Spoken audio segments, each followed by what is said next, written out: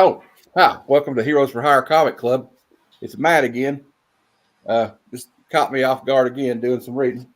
All right. Well, we have a special show tonight. We have a bunch of subjects to talk about, but without any further ado, let me bring my friends on. We have Random Rips and Vogs 18, W Vogs 18. Hey, everybody. Yeah. We got a few subjects to talk about, if I can remember what they are now.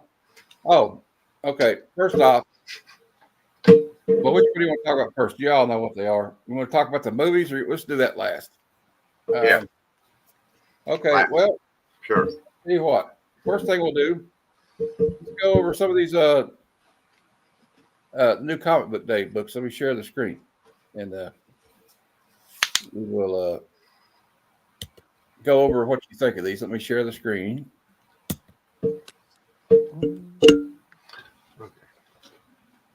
Okay, new comics this week. I got this from I can't remember the name of the site, but everybody talks about it. It's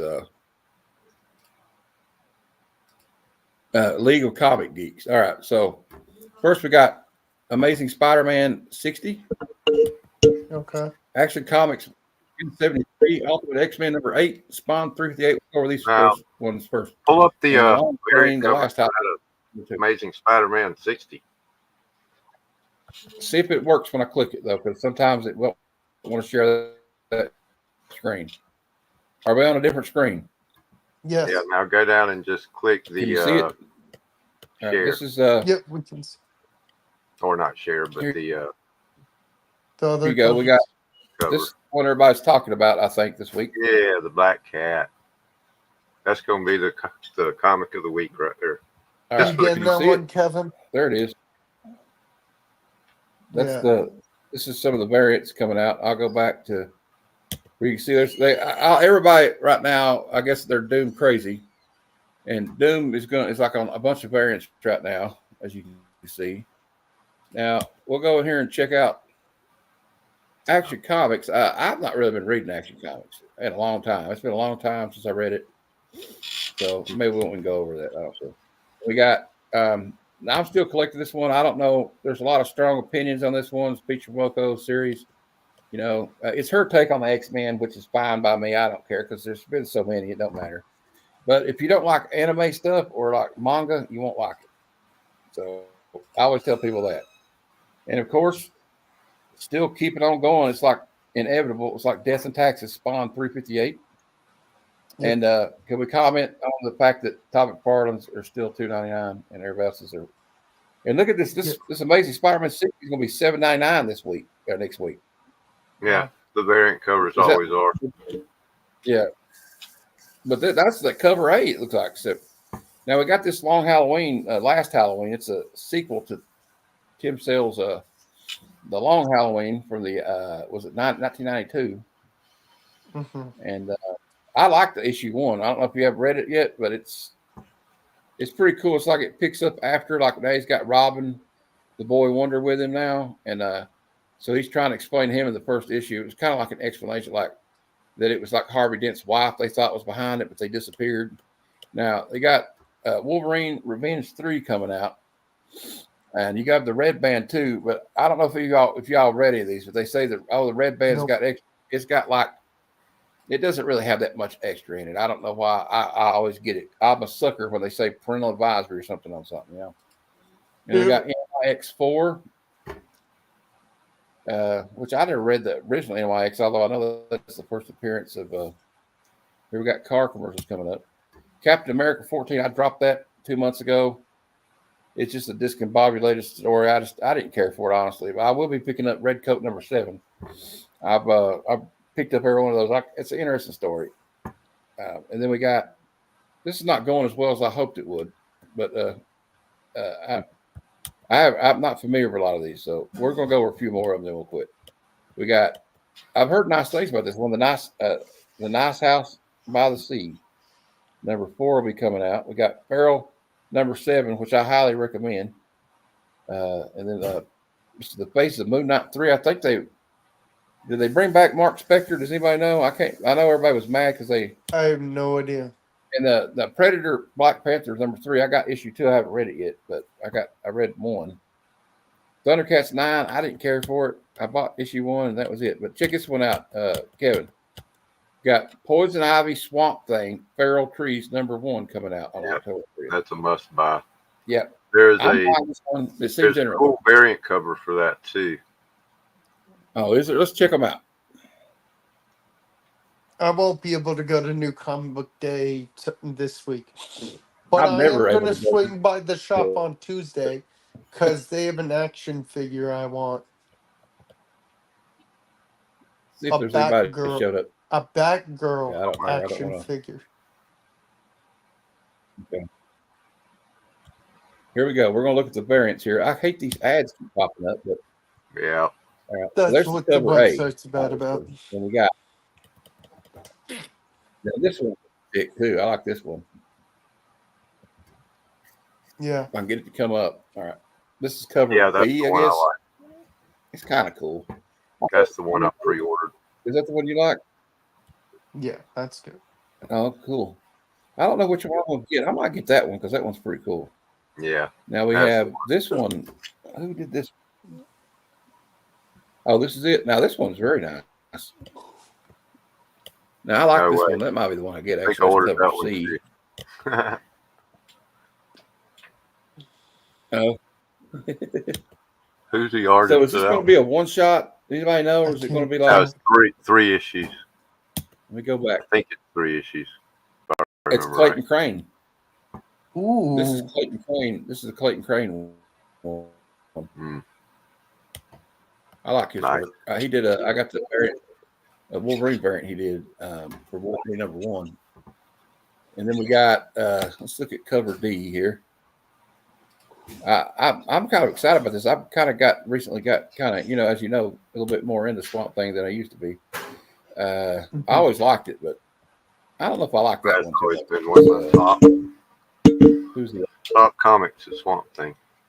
Who's this artist? Well, I mean, it's not my favorite out of the bunch yet, but I didn't like it. Okay. And then we got this one looks interesting. What is this one? This is Ashley Wood. And now I don't know if that kind of looks like Peach Malone, to be honest. Wood cardstock variant, yeah. So we got Well, I wonder what that's. and then let's go where we're at. We get back here. Just going back to the top of the screen. Ooh. Red Sonja's got a Jenny So Prison. the Swamp Thing is going Oh, for. is that this week? Yep, comes out Oh, this week. we'll check it And out. I We got can't even make new Deadpool team comic up. book. I just encourage I anybody can't to read even this make new comic book day because I work. That sucks. What, Matt? And well, I don't even have hey, don't feel bad. I don't even have a comic book store for New Comic Book Day. Yeah, right. My I found one, Comic but Book it's Day too is my far away comic to shop. go every Now we week. got this Devour. This is part of the Hyde Street. Yeah, that looks good. The Hyde Street. This is a one shot that's connected to Hyde Street, and it's really good. So I'm picking that one up. Now we got Savage Sword of Conan #5. I heard it's good, but I haven't read it. Then they got this Chasm Curse. I avoid all those because there's too many Spider-Man. There's too many Spider-Man. All right, and then we got Multiverse Collision Detected #4, and you got look here. It's like Bugs Bunny. That's Batman here. So that might be interesting. The multiverses. I ordered that. I got all those. I love it when they cross over the cartoons with superheroes. Now let's check out the Red Sonja because you said there's a prison variant. I might get it. I don't really buy Red Sonja, but let's look at the prison variant. There's actually not that many comic books this week. Which one would I don't know. I can't really tell. That's the cosplay variant. I don't see it up there. I don't see one. Are you looking at the right date? It's not there. Yeah, this is 10/30/2024. Yeah. Huh. I don't know. Maybe it's next week. Or I mean next time. I don't know. No, I got it right here. 10/30/2024. We got Star Wars Holiday. Well, here. Knights Now I've and heard good things about Samurai that Uncanny 2 Valley, but I haven't comes read it out. yet. Nice. I got the first issue of Knights and Yeah. Samurai. It was good. I'm not able to get issue number 2. I may have to hit up one of my buddies to get it for me. Here you go. So here's the second print. And that's what Batman's coming out. Oh, Kevin, All you right, got it? we can get through these and we'll look at it. Yeah. I just want to get through the rest of them, and we can show it. We got Wonder Woman Kevin, are you going to Uncovered get the #1. No idea what that is. Defenders of the Earth #3. Kevin, are you going to get the previews with Scrooge McDuck on it? Oh, that he's on the cover of previews. That's cool. Yeah. I'll definitely pick. So they got the second print of Deadpool because that's his daughter is Deadpool now, temporarily, and they're having a reprint, or a second printing of All In DC. So I guess All In's really. I guess everybody's all in on All In. But I want to show you something very interesting here. This I think I'm dropping that all in. Too expensive. This shows you how successful Transformers is. Transformers 1 is in a 9th printing. Oh my God! And it has freaking 20 variant covers apparently.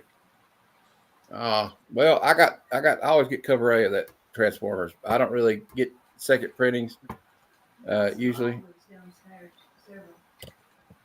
Well, I'm live right now, Mom. Or you could tell me later. Ricky and Morty, finals week. Old Man Morty #1. That sounds interesting. If you like Rick and Morty, that is. And we got Archie, Jumbo. The rest of these I don't think is really necessary. So I want to stop sharing that and see. Okay, and Kevin, go ahead and hey there, GJ Wise. Is that this week, Kevin? Yeah, issue 15, 1 out of 15. Oh, well, maybe this one's like a harder to get one because they didn't show it on that. October 30th, 2024. Is it a Dynamite exclusive? That's why. Yeah, it might be. Yeah, that might be what it is. But if I was going to get a Red Sonja, it would be that one. Virgin 1 out of 15. Now that's the Virgin. There might be a non-Virgin.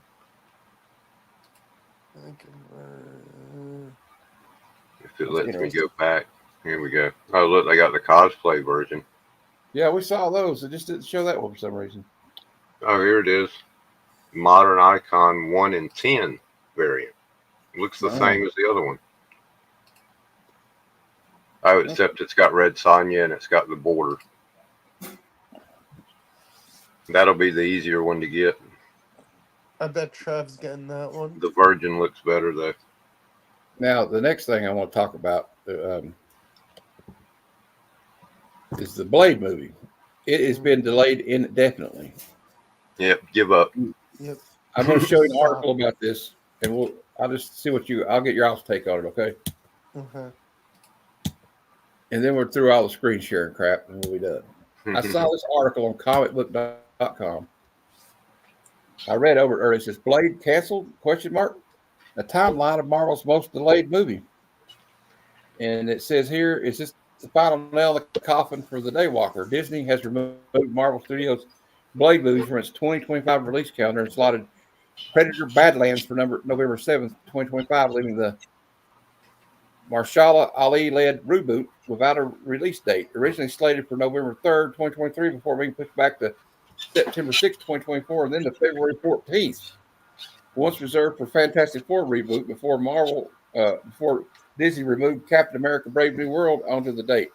Marvel Blades staked out the late 2025 release date last November when Disney reshuffled the movie release calendar to move up Deadpool and Wolverine from May to July and pushed Thunderbolts from 2024 to 2025. That's not a good sign.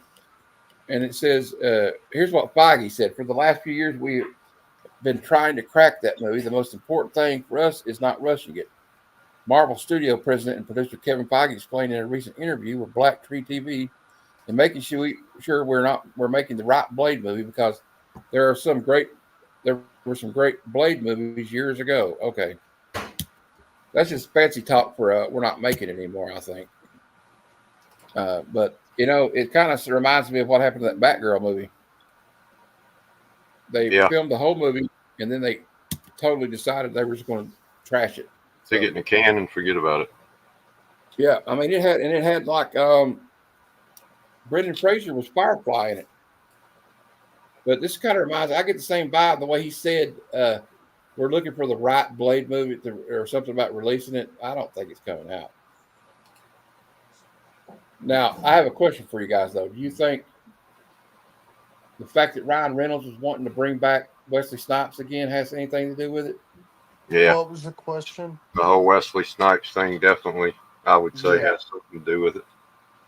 I think he was trying to make another Blade movie. They want to do like a Midnight Suns thing.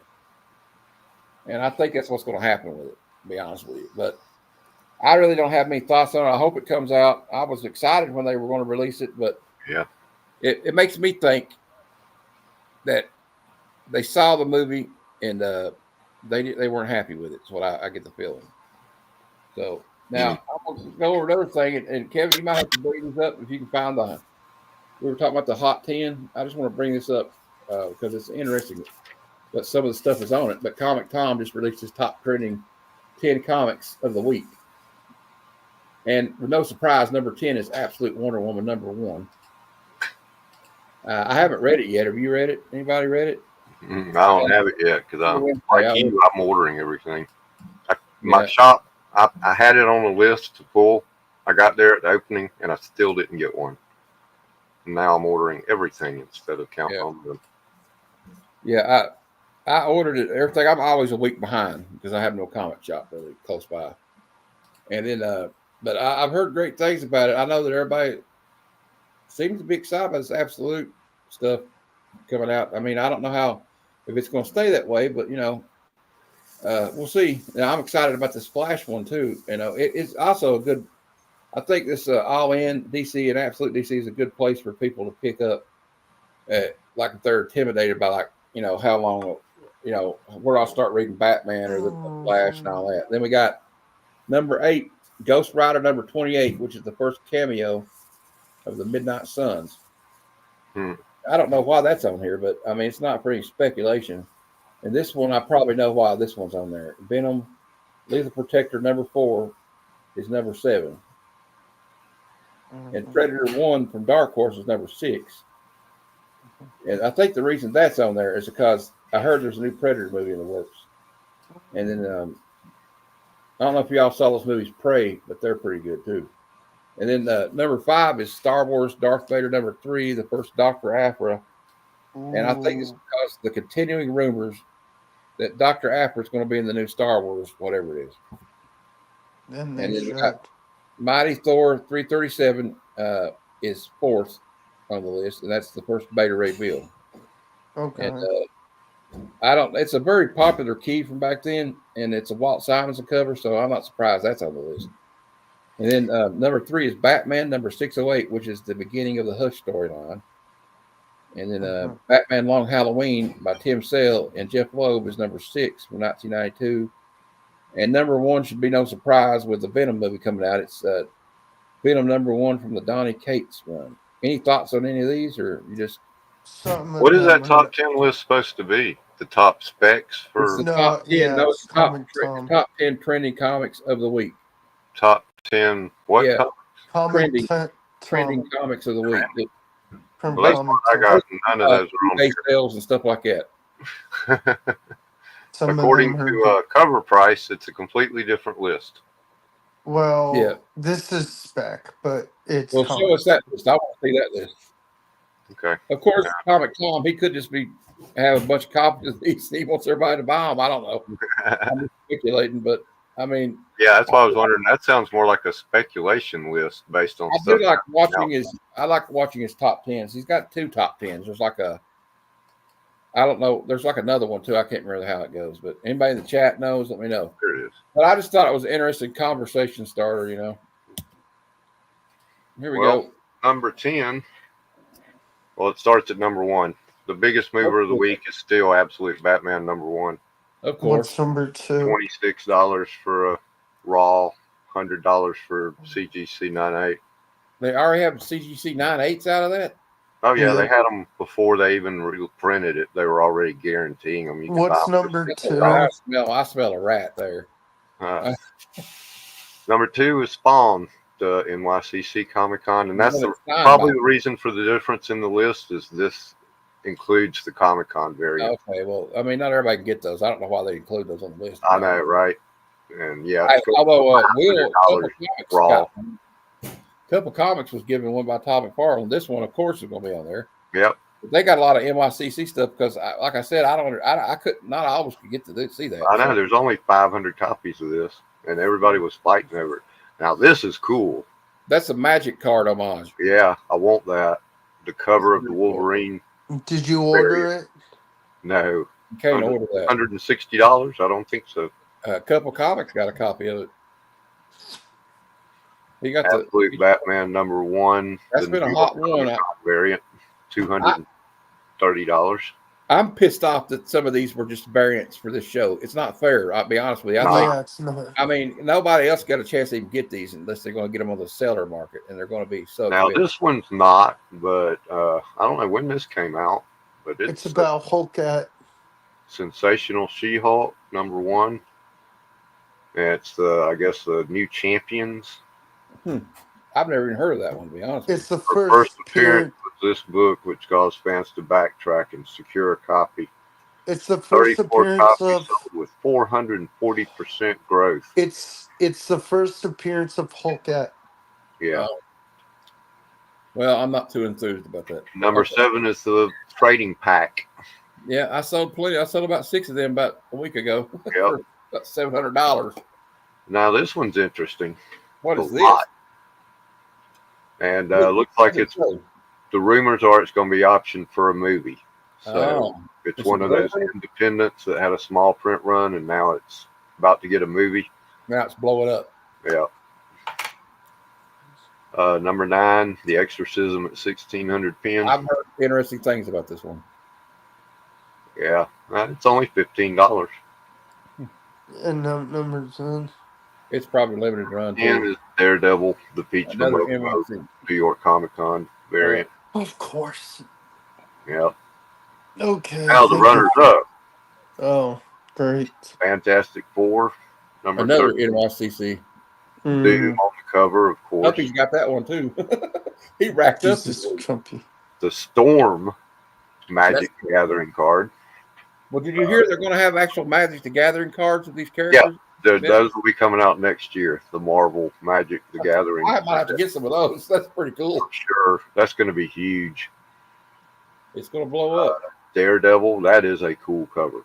Cuppy got that one too. He racked up. Oh my God. Of course he did. I'm going to kill him. Daredevil Born Again. That one too.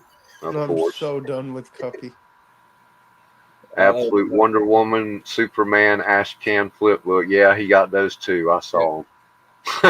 He was like, I said, you win the day, my brother. Here's the Batman Absolute number 2 Ash Can. I was trying to find hide my jealousy, you know. I had a chance to buy that Ash Can for $60 on whatnot. I just couldn't, in good sense, I just couldn't like $500 for the Phillips Hand. Bring myself to buy it, although it was signed by Scott Snyder. I should have got one. Yeah. And Lilith number 1. Interesting. I don't even know what that is, but okay. Spawn number 1. Big Time Mocha Art Mexican Full. Big Time Collectibles is an awesome LCS. Yeah. That's $100. Is that an imported comic from Mexico? It's I don't know what it means by Mexican Full reprint.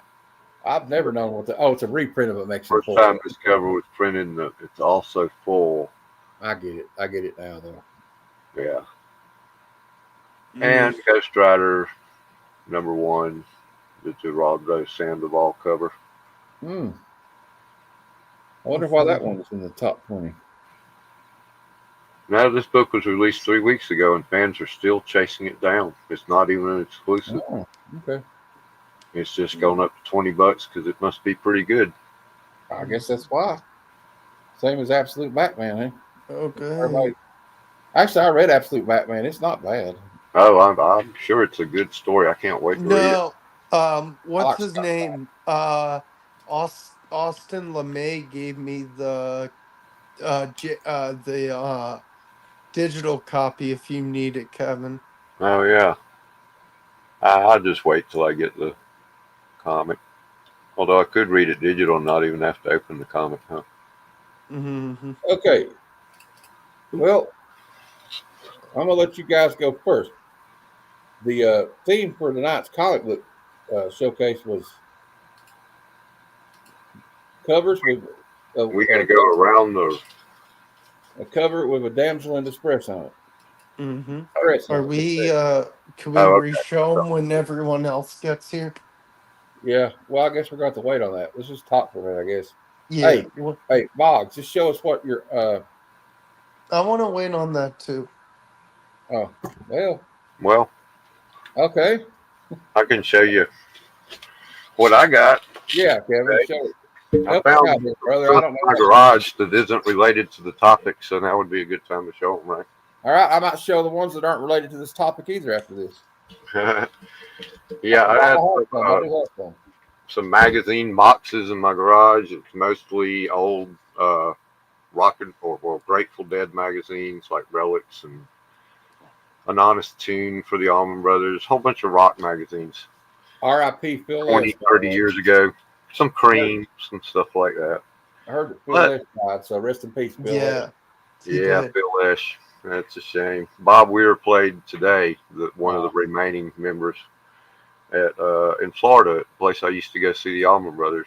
He played with the Strange Cheese Incident this afternoon. Oh, cool. Did a little tribute. I think it was a surprise thing. Strange Cheese was playing their regular Halloween festival, and Bob contacted him and said, "I need somewhere to jam." Phil died. Anyway, amongst those magazines, I found this. Ooh. Cool. Is that from Cracked magazine? Cracked magazine, BS Comics versus Marvel Comics. Huh. Batman sticking his tongue out. Wolverine's doing the thing with the ears, you know. What the hell is Superman doing? He's sticking his tongue out at the Hulk. He's like, What an And the asshole. Hulk's mooning and You need to the show Hulk's got a that pretty to tight butt there. Kevin. You need to show that to Trev and Paul. On the back, the uncanny Malcolm X-Men. Look at Wolverine. Wow. I don't think you could do that today. No, you would Probably get not. I'm surprised they could do it then. I know, right? This was what, 1996. It's not like this was that long ago. I It's guess got, it was a parody. It's the only way they get away with it. the Spider-Man meets the Simpsons. Well, that's crazy. Yeah, there's some pretty cool stuff in here. It's even got some colored ones. The Marvel versus DC battles. Huh. Wonder Woman versus Storm. Well, you know, they were kind of ripe. They were ripe to be parody back then because it was getting out of control. The way they were, Oh yeah, the '90s were with that stuff. Batman versus Cap. Hulk versus Superman. Wolverine versus Lobo. There you go. It's only 2 panels. What are they doing? Oh, they're at a waiting room for the doctor's office. oh, good Lord. Why do they need to be at a doctor's office? I don't know. Both of them have superhuman healing? Yeah, he like flies around space with no helmet on, don't he? All right. Speaking of space, here's another thing I found. Oh yeah. I used to have a ton of these, and this is the I only used one. to have 2 copies. She's hot. And sold them. This is one of the. This is from '89, so it's not. I used to have a bunch of '70s issues. I had number 1. I had 2 copies of it. Sold them both. Wow, just I shouldn't great have artwork. now. I don't even recognize the names of any of the guys in this. No Corbin or any of the guys that It were in kind the of old fell one. off by that point. It was right before it went under. Still got some great artwork though. Yeah, it's great. I love heavy metal. I mean, when I like the Mobius stuff and like Corbin. Okay, we're gonna get a little bit risque here. All right, children, cover your eyes. Yeah. This is What- from. Shouldn't be watching it. So This was printed 2 months after I graduated high school. well, that's not that risque. I mean, Nah. Who's that? Who knows? Some girl smoking pot. Back when it was really illegal. yeah, Not legal in most places. yeah. Even Well, got one of the things I always liked about this is the trans high market quotations, so you know how much you're supposed to be paying for every city, yeah. in every city. I'm going to Cleveland. How much is my weed going to cost? Here, Flat Earth's here. Now coming to the main stage. Flat Earth. The myth, Flat Earth Santa. Hey, how's I it got going? a few more. Santa. He's over here showing us High Times comics. Check out who's on the Show cover. him the first one though. Hey. Yeah, there you go. There's the man. Yeah. Kevin, show him the first thing you showed. Is it number one? No, No, Oh. it's Not even even. better. This is just fun stuff I found Crack in a box in magazine. the garage I'd forgot about. Oh, nice. It's all Marvel versus DC stuff. Yeah, they call it BS and BS and Marvel comics. Marvel. Marvel. But inside, they actually call them Marvel, and they use their real names and everything. I forgot about Versus Cracked. the Hulk, Wolverine versus Lobo, They're in a doctor's office. Batman and Captain America. If I remember, it was Cracked and Mad kind of went head to head there for a while. Yeah. Right? Yeah, Oh yeah, I used to I read like both. Cracked because they did all the superheroes like that all the time. So I think they were owned by DC, if I'm not mistaken. I wish it was still a thing. To be honest with you, I like Crack. This one might bring a few dollars. like It's Crack? actually amazing condition considering it's 1995, but Jerry Garcia. Oh, Jerry yeah. Garcia That's cover. probably worth a couple of dollars because I mean that's when he died. Yeah, it's the article about his death. Do you want me to go after Kev? This might be worth a couple of dollars too. Yeah, you can go. Then we'll do like the theme. Is that covers. Tenacious D? Yeah. Well, they were so young there. Yep. God, I used to love that HBO little series they had. He's like, I found a girl. He's like, I found a girl I'm in love with. She's into the spine piercings and worshiping the devil, just like me. Thank you. But yeah, that's what I found in my garage today. Okay. Nice. Fun stuff. All right. Vlogs, you want to show the ones you got for your birthday? Yeah. All right. So I showed the guys this before the stream, Santa. My dad's friend knew I liked comics, and he decided, hey, I can give you these for your birthday. So he got me this one. Ooh. That's the ones with the check mark thing on the checkerboard on the top. Yeah. Yep. I'll be right back now. Okay. We got this one. Very cool. We got this one. Now, these are all Silver Age. Yep. Yeah. And this one. Oh, I remember reading that. Oh, I haven't seen that in so long. That's a good one. That's Okay. all I got. Well, I'll show you what I've accumulated over this week. Not many yet, but I have some coming. And then we'll get to the theme covers for the week. And then the horror movie list. And my hair's sticking out of my hat. I hate when that happens. That's why I want my hair cut. I look like a hippie. You look like a god dang hippie. All right. I won this in a giveaway. Nice. Buyer's giveaway. It's got a little love on it, but I still needed it. So low grade's better than no grade. And I saw this and I got it for $1. I said, well, for $1, I'm going to read it. It's got McFarlane art on it. It's the new Violator miniseries. Violator is one of my favorite characters from Spawn. I used to have remember the big, they had action figures like this tall. Okay. I have it. But my mom I think she got rid of it because she thought it was evil looking. That's when I was younger, though. She can't do that now. I didn't know.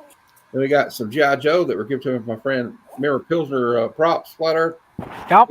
He sent me these for free. Oh, nice. Very nice. G.I. Joe. G.I. Joe 113. Yep. And some of those are hard to find, those ones in the hundreds. Yep. We got G.I. Joe 50. It's got the preview of G.I. Joe Special Missions #1 in it. Yep. And we got, I don't know if this has got, so I know it's got something to do with Serpentor, but it's G.I. Joe 49. Yes, first Serpentor. And I got one of the digests just like Vogs got a couple weeks ago. The number 1, 2, 3, 4, 5, and 6 all came up on was it Eclectic stream, and I'm like, I tried to get them, but I didn't want to spend as much as people were willing to. Oh yeah. They were in great shape too. Like, I mean, great shape. Well, I suppose I can. You'd like to show us before we get into the theme of the week? Yeah, I got a couple things. I don't remember if I showed Kevin. this or not. Spider-Man 122, The Death of the Green Goblin. Well, we'll show him again when he comes back if he wants to. Yeah. We can wait for Kevin. Okay. I should have waited till I just got excited about what I had. That Wolverine 88. Now I just need Wolverine 10 to get the major, like most expensive ones, I think. Actually, I almost got you a spare 10. It went for a little more than people wanted it pretty bad. It was Wolverine 10, but it was in 3D. Oh. So I'm like, maybe I'll grab it. I'll get it for, a couple bucks or whatever. Just send it off to you. But yeah, no, it went for like, $20, $25. I'm like, I like you, Matt, but he don't like me. He don't like me for that much. Well, I'm just like, other people like it pretty bad. It could have went higher. That's okay. We'll get it next time. It was, but it was 3D. I've got the extra 10 for you. Anyways, it's lower grade.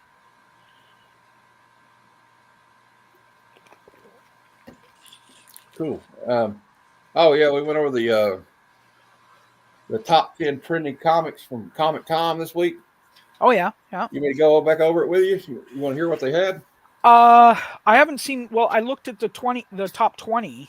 Remember when I messaged you and said about the top 20? I'm guessing. Well, they only take 10 of those 20, right? Yeah, but theirs was like completely different though, wasn't it? Yeah, cover prices is completely different because they use San Diego or New York Comic Con covers take up all of their 20.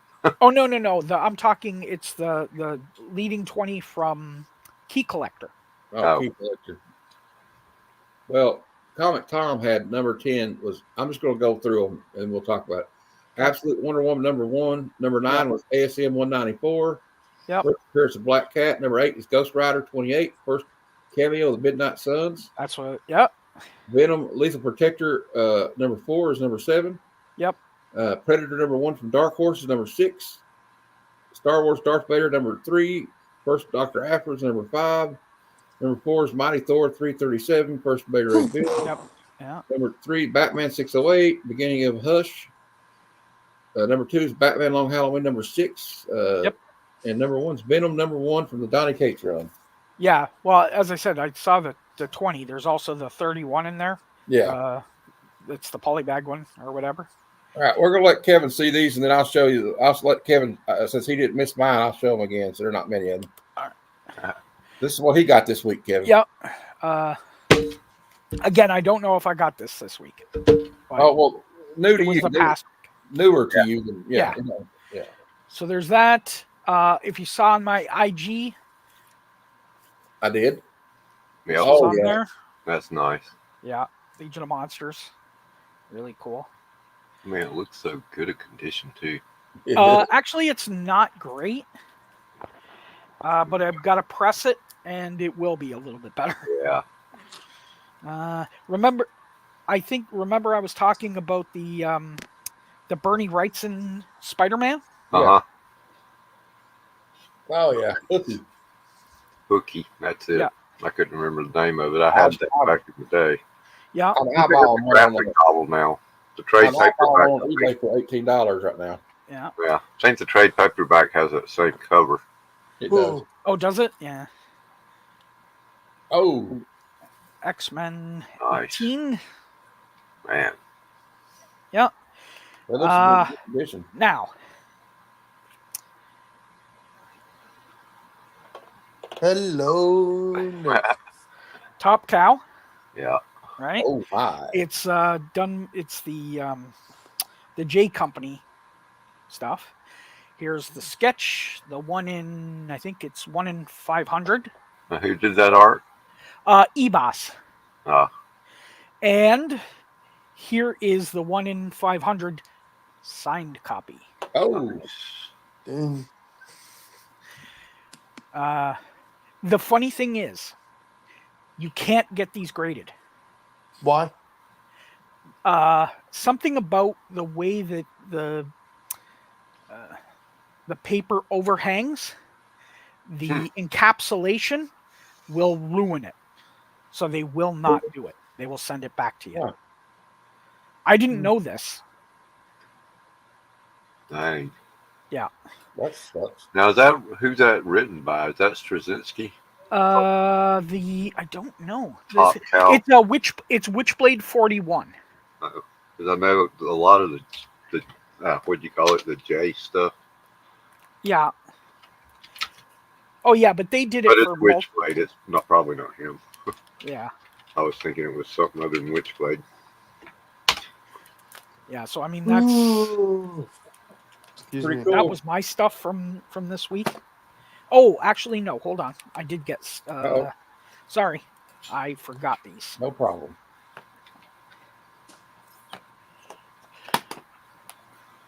There's 2 of them. Where's the other We don't two? have a time limit on cool comic books on this Yeah. show. Well, I need to go to bed before like 1 a.m. because I work all day. Well, we're not going to be on that long. Yeah, no. I only got 3 hours left of my streaming till the 29th because I got the free service. where did it go? Okay, I don't know where the other 2 went. Well, we can circle back. They're in my box here somewhere. But I've got these in my hands, so.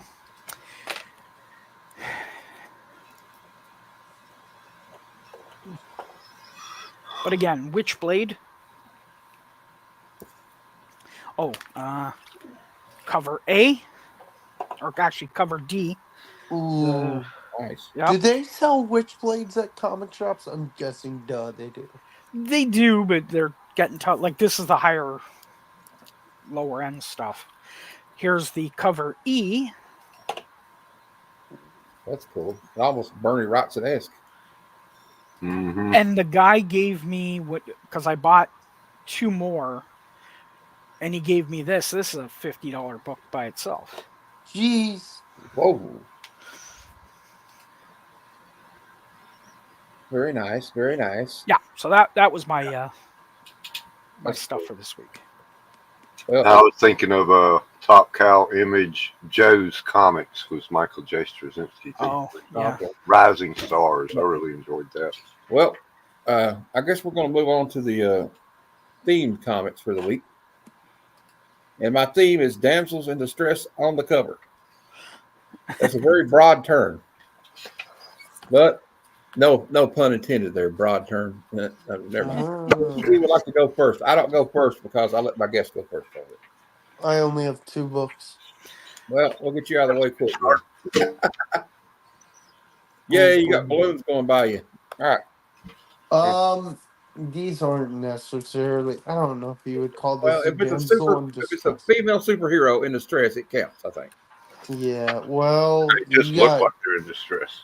Batman with Robin, the Teen Wonder, Whale of the Ghost Sprite. If they're She's not, saying, "There's my murderer, Batman. Avenge my death." oh, well, that kind of counts. I mean, she's dead, but Yeah, but she's like in but distress. I have She's one that's kind of "Oh like my iffy God." too. I got one that's iffy too, Will. So, And then this is kind of distress too. It's the Amazing World of Superman. Together again by popular demand, Superman and Batgirl. I'm a big Batgirl fan. I like Superman too. She's screaming, "No, don't save me, Superman. Save Metropolis." No, that one just count. She does, because she's falling to Yeah, her she's falling to her death, so that counts. All right. Well, Kevin, Kevin. did you see those? Huh? Did you see what I showed? Yeah. Okay. Now we'll let Kevin go, and then Flat Earth. Here you go, Kevin. You got the floor. No. Okay. Boop. There we go. Oh, I need some light. I thought it was strobe light. Let there be light. Ooh. Is that the magazine or number one? No, that's not number one. It's a facsimile. Okay. See, $3.99. Yeah. Conan. I wish it was a real one, but Oh, It- she it is. does- definitely a damsel in distress. She is in trouble. She needs rescuing. Man, that's what Conan's for. Yeah, and then he'll like hook up with her afterwards, probably. I was Oh, looking to he's a- see who did that cover. Does anybody know right off? Yeah. It was Smith. well, no, I don't think. Says Was it? something right there. It says it, so maybe it is. I thought it was Bushima or whatever. Bushima was my first thought because of his ties to Conan, but I guess not. I don't know if she counts as in distress, but she thinks she's in distress Yeah. Well, it's ominous though. She got a for sure. Yeah. swamp. Oh God, I want that. I want the real version of that. Me too. Me too, man. I settled for the foil for now. I had the real version. And I have 30 the- years ago, it was stolen from me. I had the Beetlejuice version. I still think there's something a little off about that. I think she looks like a The meth head to position me. and where she's at and how he's behind her. She kind of looks like she's on meth. Don't do drugs, kids. That's right. Not the drugs. Are bad. Definitely not. Drugs are bad in case, Drugs especially make meth. Drugs are bad. Okay. Or come stick it up your butt or something. Yeah. Uh-oh. Yeah, she's in distress. That's just creepy. That's just creepy. I don't like needles anyway. I know. And this is a really good series. This is the new issue of Paranoid Gardens. Gerard Way, good Umbrella Academy. Oh yeah. Good story. Creepy. He looks like Walter White. I know, right? Yeah, here's something old I picked up. Charlton Horror. Got a big tear. I didn't even notice that. I only paid $2 for it. That's Everybody says my accent's so country that it sounds like I'm saying whore instead of horror. why. Some of the Dagar, the Invincibles I picked up. I've just about got, I think there's 19 of these, and I got about half of them. Cool. Pretty Kinda good. like He-Man. Yeah. Kind of reminds me of He-Man. Another one. I guess she's in distress. She looks like she is. Or she's in a dirty movie. I'm kidding. Yeah. Is that a gold? Oh, it is Yeah. a gold. Golden Key. Gold Key. What did you call me? And Betty was just in distress. So she had to be rescued by Archie. Oh, okay. Who He had to beat off beat three off- other guys. God damn. But he's the Man. biggest pimp in comics. Yeah, Yeah. he is. You think he's ever got here Veronica into the menage a trois? And nobody's in distress, but it's Halloween and I wanted to show my Casper gun. Oh, That's totally fine. I love Casper. Are you going to show that on Tuesday? You got it. oh yeah. The friendly ghost. All right, there we go. Nice. Now, Flat Earth. Okay. I've got a couple. I didn't have too much time, so I was just zipping through here. Boo. No, I'm kidding. I All got right. enough for both of us. Okay. Well, you've seen that already. Yep. I think. Number 25. Good old Constantine. Oh yeah. But Well, you know what? Swamp Thing's a good go-to if you're looking for a damsel in distress on the cover. Dude, I thought so. I got 100 Swamp Things in there. Not a single one that has one of those covers on it. I'm not sure if this is quite in distress, but it's Abby was it's, Swamp Thing. She's not in distress. Come on. she's in distress because she just basically died. Yeah. Yeah, well, I mean, Storm's on there too, and it looks like she's about to drown. So that's Yeah. double meaning. Of course. She's in distress because you know what happens in this, Yep. Oh yeah.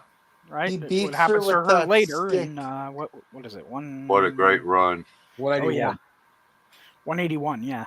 Frank Miller. Yep. And then, like, you could pick pretty much every single issue, and you'll always find one in distress. But Right. Oh yeah. Oh, that's a classic. Iconic cover, by the way. yeah, the Executioner. Yeah. I love that cover. It was very controversial when it came out too, was it not? Yep. I mean, because look at it, it's wild. Well, they were doing that. They sort of changed gears when they did the Diana Prince. Everything was in the white dress. Yeah. They were getting away from the Wonder Woman, but yeah. Yeah, that's pretty much all I've got for distressed. I mean, I could probably Works for find me. more, But it's interesting we brought up That's- Daredevil and the Daredevil 181. I want to read something that was in the back of issue 184 of Daredevil after he killed Elektra off. Somebody wrote in Yeah.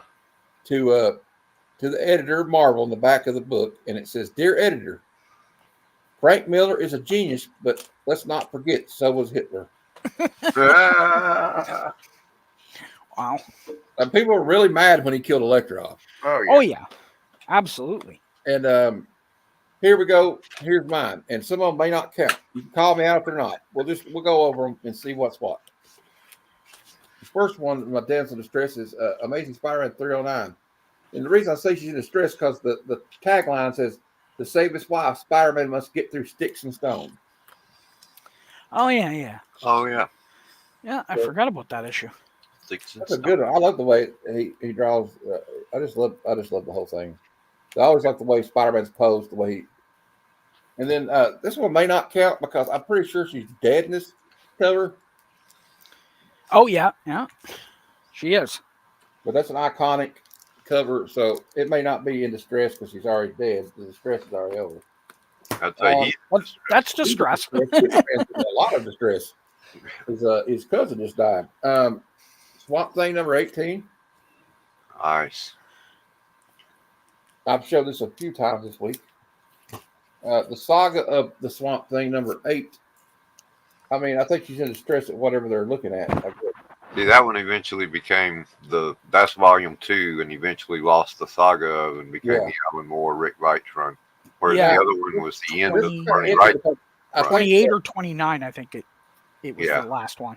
I don't know if this damsel's in distress because it's the Black Queen, and if I remember correctly, she was a bad person, but she looks like she's like passed out or something. Huh. And Captain America holding on to her, trying to look down look at her. It looks like he's looking at her chest, by the way. Then we got G.I. Joe number 9. Scarlett's about to fall out of a helicopter. She's got a gun, but I think she's in distress, y'all. I don't think she's going to fall. Okay, well, maybe not. Did you check that for tattoos? Yeah. That one of the ones with tattoos in it? That is number 9. It's number 9, right? Let's look at it. Yeah, it should have the tattoos. Middle of the book. It's on last page or the first page. You'll see it. Okay, no tattoo. You'll know because the insert will be. Yeah. It's the last page. Well, I paid $15 for it, so. Not every issue came with it. It was specific areas. Yeah. It's the last page. You'll see the ad. The Okay, let's go to the last page. or Lakeside tattoos ad. Lakeside tattoos are here, but there's no tattoo. Yeah. Right. Yeah. So I got ripped off. All right. No. Not one with it. Yeah, that's right. It Looks might to be. still be in really good shape. Yeah, it's in good definitely. condition. It's a newsstand coffee too. Yeah.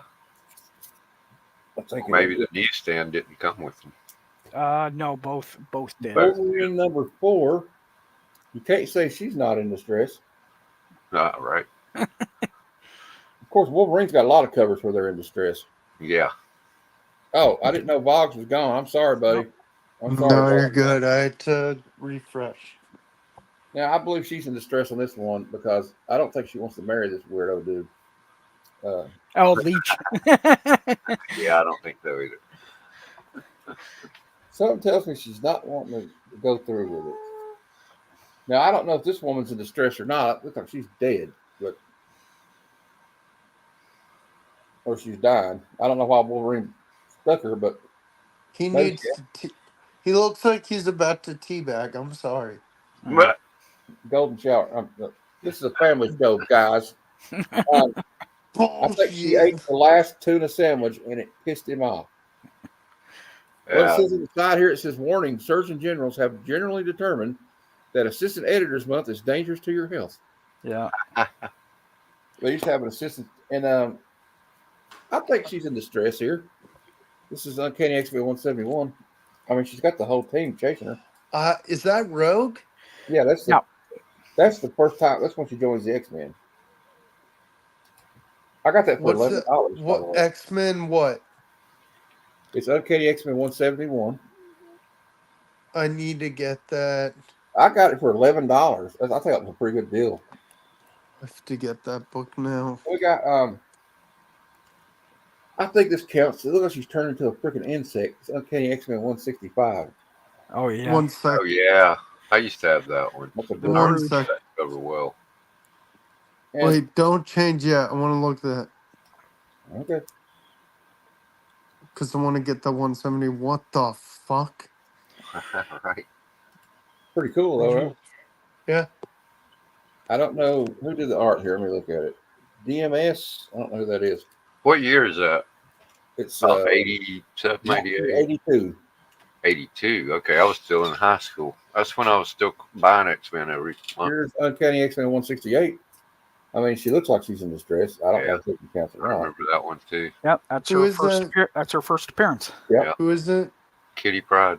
No. That's Well, that's Madeline what's the Pryor. face that turns into the Goblin Queen. Oh, okay. Madeline Pryor. Yeah. Madeline Pryor. That's She it. turns this into right here- what? The I Goblin read Queen? that. Yeah, Yeah. Joe, She's a clone of Jean Grey. Yeah, she's about to get hit by an 18-wheeler, so I assume that. I mean, she's got a gun, but still. but still, yeah. What's a gun against an 18-wheeler? Flat tires. Well, in a Okay. movie, it would blow up, go flying off in the opposite direction. She believes in trouble. Hey, look, it's And my last one's kind of just a goof, but I mean, the cat is a female cat, so it is a damsel in distress Oh, technically. Farrell. I figured as much. Nightmare on Elm Street. Oh, what an awesome homage. Yeah. I'm It halfway says- through Stray Dogs. If Elsie I doesn't was wake up ready hissing, if it says if Elsie doesn't wake up hissing, she won't wake up at all. I just I thought hear that was Farrell's cool. not as good, but if it's only half as good as Stray Dogs, it's still great. It's very good. It's like The Walking Dead meets a Don Bluth cartoon. oh man, Yeah. I need to go to Well, I- bed. Here's what DJ White Barb- said to you, Boggs. The blurb on Stray Dogs says, Thanks, all dogs DJ. go to heaven meets Silence of the Lambs, and I can't think of a better description. I need to go to bed soon, but I'm gonna stay awake till we're done. Okay, now I got something special. I'm gonna go first this time because I'm excited because I set up a slideshow for this. We're Oh. gonna talk Me about our too. personal top 10 favorite horror movies. Hey, Favorite whenever or we got scariest? overlap, should I pitch in on my thoughts on it when you call it out, or do you I want you to pitch in on all of them. We'll all pitch in together on them. Are we doing favorites or? Oh, so we're gonna combine forces. Okay, Yeah, and anything you don't name, I'll name after you're done. If same that's what you here. want to do. Okay. Are we doing favorite or scariest? Favorites. Our favorites. We get Things these that scares you the guys- most, or whatever. Now this is just a cover photo of the first one, just a cover photo. So we got. This is my cover photo. Now, Okay. these are no particular order, so I'm not trying to rank them. This is just my top 10 go-tos. Okay. The Evil Dead #1, That's a good one. 1981. Bruce Campbell, Sam Raimi. I forgot about that. This Great. movie, Oh, this movie disturbed me on so many levels when I first saw it. okay. Hear me The though. old lady in the cellar, the Book of the Dead was freaky, and then like that scene with the girl being attacked by the tree, that freaked me out. And the way they did the camera shot, where they was like the Evil Dead was moving through the forest. Yep. That freaked me out totally. I've actually got a upstairs. I've got the Necronomicon. Oh, cool. Yeah, I got a copy of that in paperback. I used to have the DVD set that looked like a Necronomicon. High school. The Mad Arab. A little trivia for you. You know how they got that shot of the Evil Dead moving through the forest? They nailed a camera to a 2x4 and ran through the woods with it. All right. Next up. Yep. Of course. This movie was just like warped my young brain. Like the part. I mean, just the whole thing. And like, what's cool about it to me, and y'all can speak on this if you want to, was like this gradual build up the whole movie of this happening, and it gets worse and worse until the end of it. And then like, I was surprised at the way. And then it's got like this great sacrifice that he. Spoiler alert: this movie's like 40-some years old. If you haven't seen it now, too bad. And he sacrificed himself to save her. But the part that really freaked me out is when his dead mother starts talking to her. Yeah. Mm-hmm. Oh, let's see. 40. No, it's 53 years old. 1973 classic horror film directed by William Friedkin, based on William Peter Blatty's novel. Yeah. The story centers on a young girl named Reagan McNeil, played by Linda Blair, who begins exhibiting disturbing, violent behavior, which her mother, Chris McNeil, Ellen Burstyn, initially attributes to psychological issues. However, when medical interventions fail, she turns to the church, seeking help from Father Karras, a priest struggling with his own crisis of faith. Eventually, the experienced exorcist, Father Merritt Maxwell in Saddle, is brought in to conduct an exorcism, leading to a harrowing battle between good and evil as they confront a powerful demonic force. Mm-hmm. The exorcist delves into themes of faith, innocence, and the psychological toll of confronting evil, making it not only frightening but deeply thought-provoking. The film's groundbreaking special effects and its exploration of faith and horror have left a lasting impact, establishing it as a landmark in horror cinema. Dude, Max von Sydow was on the greatest story ever told. He was also Ming the Merciless in Flash Gordon. Man, he's been in a lot of horror movies. Yeah. He was in Shutter Island. Yeah. Which is kind of funny how he plays a priest in The Exorcist. Isn't he in The Girl with the Dragon Tattoo as well? Not sure about that. I don't know. Anyway, but one of those guys did. Him and Christopher Lee look a lot alike, in my opinion. But yeah, I think they're both dead now. Yeah, and the other thing I'll say about this movie, Helen Burstyn gives a stellar performance in this movie. Amazing. I thought she was great, and I loved her in the Requiem for a Dream. That was a wild movie. Oh yeah, Requiem for a Dream. She deserved an Oscar for that. Yes, she did. That was a fantastic movie. Obviously, this was going to end up on somebody's list. The Night He Came Home, Halloween. And might I add, this movie is like the beginning of the slasher film, really. Yeah. I mean, the babysitter teens and all that. I mean, there were a couple more, but this one was like the one that really kicked the door open. Yeah, like Friday 13th and stuff like that. And I mean, I can't say no good thing about it. Like one of the coolest things in it is Donald Pleasant's performance in this movie. Like the part where he talks about, I saw this boy with these black eyes and I knew that we could never help him. And it's just like, and then like the whole backstory, like he killed his sister. I mean, let's say, and it basically introduced the last girl type thing in this. Yeah, it was 78. Yeah. And Carpenter, and of course, John Carpenter is from Kentucky. my home state. Mm-hmm. I don't think dogs like that too much. Like, all right. Certainly one of the first slasher films. Kind of started a trend. And this one is one of the most disturbing damn movies I've ever saw in my life. Texas Chainsaw Massacre. That's early. What do they call it? Torture porn. Yeah, Don't it's like say watching that. That's gross. it's like watching a snuff film. Like Don't say torture the part that porn. scares That's me the just most gross. is the part where they're in the house and he hits him over the head with that hammer, and then drags his body through that door and then closes that metal door, and you're like, oh, they're all going to die. They're all going to die. It was 74 too. That was 4 years before. Toby Hooper. Toby Hooper directed it. Probably his first movie. And do you know who the narrator of this movie was? Mm. John Larroquette from Night Court. Oh yeah. And also, Toby Hooper will be on this list again here soon, as you'll see. Yeah. And speaking of Toby Rob Hooper, Zombie's remake was not bad. was it Zombie? I thought he did a Halloween remake. I don't know. He did Texas Chainsaw Massacre, I think, before that. Anyway, this is Poltergeist. This movie. That's the best one. I want to watch TV at night. This movie made me afraid of the tree outside my window. This movie made me hate clown dolls. For sure. But like, can we talk about the one scene? You know, and this movie's got a lot of bad history to it too. The girl that played the oldest daughter was murdered by her boyfriend. Yeah. The young girl that played the youngest daughter died of a mysterious illness. So it's got a lot of. And I heard that the scene where Jo Beth Williams is in the pool, they used actual skeletons in the pool. And I heard something like that too. I don't know about if it's true, but it's a rumor. It's a rumor because they used like cadaver. I don't know, something like that. Oh shoot. Anyway, that's my Poltergeist is my favorite horror film of all time. 1982, directed by who? Toby Hooper. Toby Hooper, same guy directed Texas Chainsaw Massacre. Produced by who? Steven Spielberg. Classic supernatural horror film done by Industrial Light and Magic.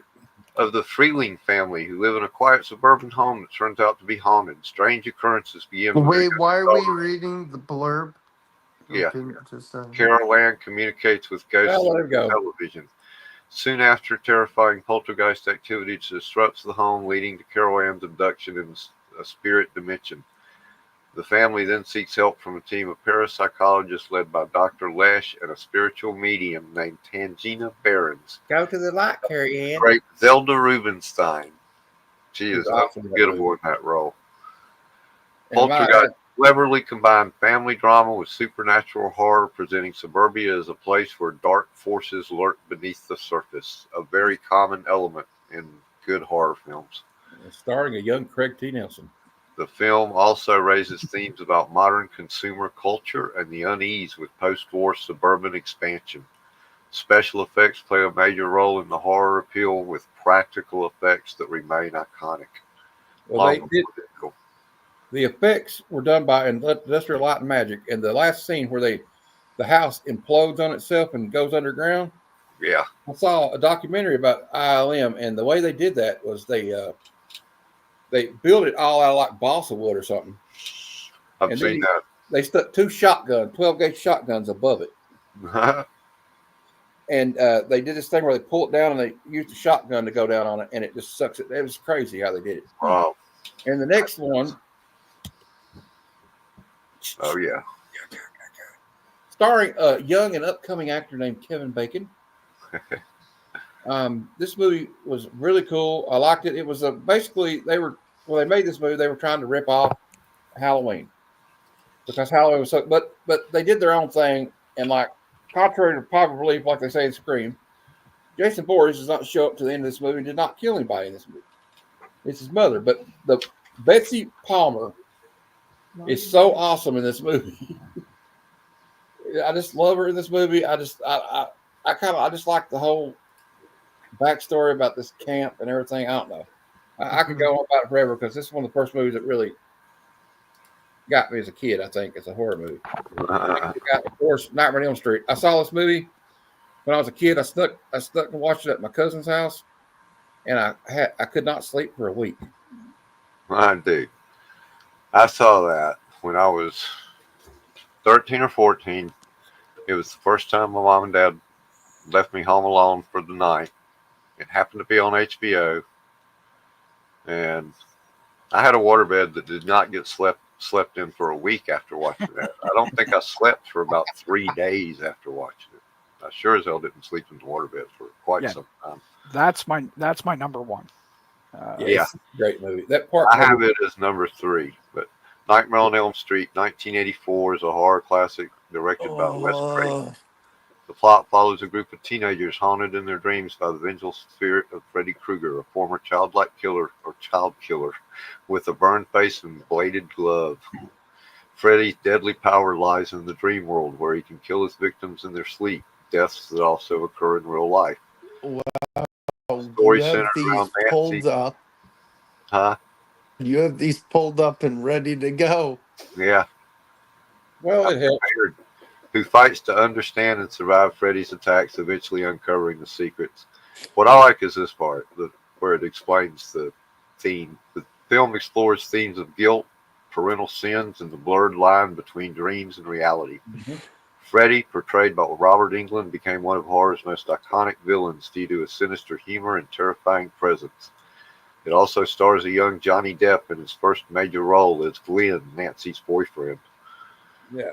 It stands out for its inventive kills and suspense, marking a groundbreaking entry in the slasher genre that spawned numerous sequels and a lasting legacy. They did a full documentary on all the Nightmare on Elm Streets, on how they were made and whatnot, and they were saying how Wes Craven really, went went crazy when they were building the upside down bed. Oh yeah, Where everything they made it on a rotating sort of thing. It's really cool. You should actually go check it out. I'd like to see that. I don't think I've seen any of the documentaries on that. Does anybody else Now that I can handle it. fell asleep with I don't have a waterbed anymore, so I don't have to worry about watching it now. I always thought it was odd that Johnny Depp had a TV on his chest watching it. I thought that was so weird. Yeah. It also has John Saxon in it, who was in Enter the Dragon. Yeah. And he was the robot colonel or whatever he was in the $6 Million Man. He was like that robot. Oh yeah. Robot. And also it's got Heather Vanderkamp. That was her first movie. It was also Johnny Depp's first movie. Yeah. Like I said, and it was the movie that made Wes Craven's career, really. Oh yeah. And we got. I mean, he did movies before that, but this was the one that really broke through. This is the one that everybody said who, and then suddenly everybody knew his name. Yeah, and now we got the number 9 movie. I can't say enough good things about this movie. The Shining. It's stars Jack Nicholson, the great Jack Nicholson, and the great Shelley Duvall. May she rest in peace. Who was also in one of my other favorite movies as a kid, Popeye. Yes, that was one of my favorite. Oh yeah, Shelley Duvall was great. And the behind the scenes of this movie that's on the DVD is so great because you see the scene where he's going to break the door down. You see him he's getting into character. And he's sitting there screaming and trying to pump himself up, doing it. It's really cool. It kind of insight into how he prepared for this role. But can I say 2 of the creepiest scenes I remember from this movie, and I'll shut up about it, is well, there's 3 of them. The part where he's going down the hallway in the little big wheel. Oh yeah. You see the 2 dead girls saying, "Come and play with us, Danny, forever and ever." And the other one that always creeped me out was the scene where the guy spills a drink on him, and the ghost does, and he goes to the bathroom and he goes, "Wait a minute, you're Grady. You're the guy that chopped up your kids." And he's like, "My daughters tried to burn the Overlook Hotel down, so I corrected them." The way he says corrected puts a shiver down my spine. Yeah.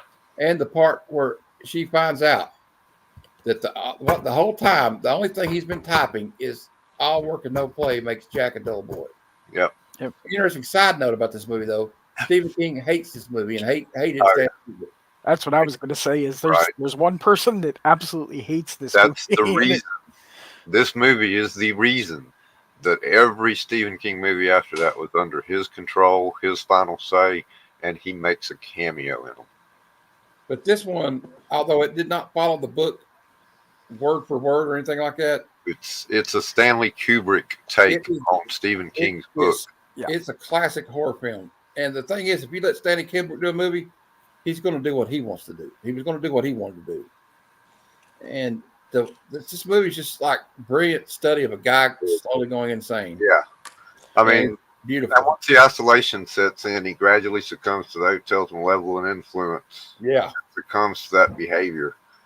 And his portrayal was just iconic. I mean, that's when Jack Nicholson became, holy shit, Jack Nicholson. This is Jack Nicholson, yeah. He was known for that for plenty of things, but that was the one that people said, oh shit, he can really act.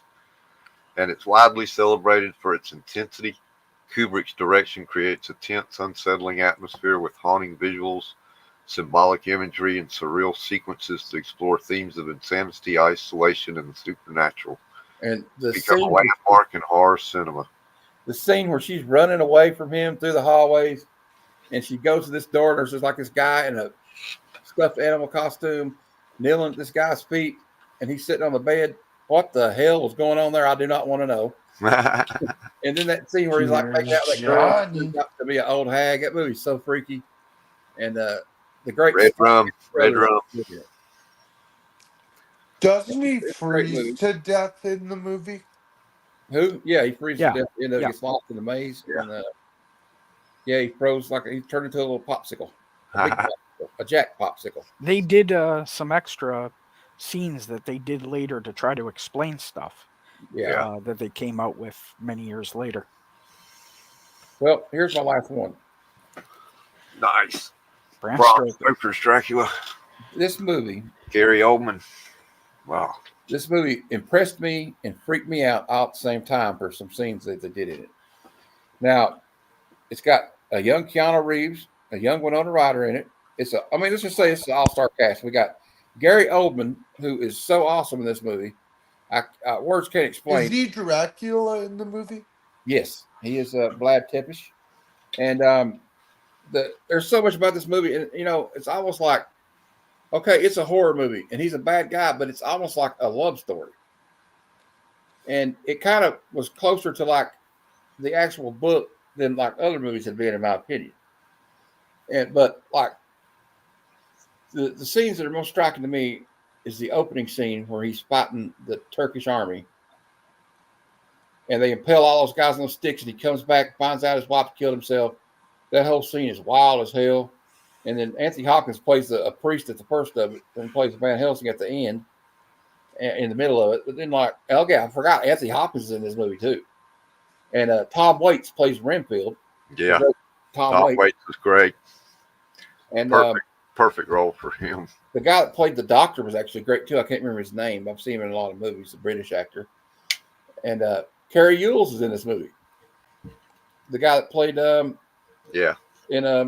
Princess Bride. Right. That's it. Also, the one scene that really gave me like a hard time was when they had the baby in it. And he gives it to those vampire ladies. It was that movie, but this movie just blew me away. The costumes in this movie, it's Francis Ford Coppola, and I just love this movie. I don't know, I'm a big Gary Oldman fan anyway, and I just love the part where he's like, and it's and they did there's a few homages in the movie, or curtain calls, I guess you could call it, to the original Dracula, because he says the part that Children of the Night, what sweet music they make. And then the part where he says, I've already dined and I never drink wine. It's just a beautiful movie. It's not beautiful. It's scary as hell in some parts, but it's really good. But okay, I'm done with that. And I guess I'll get this off here.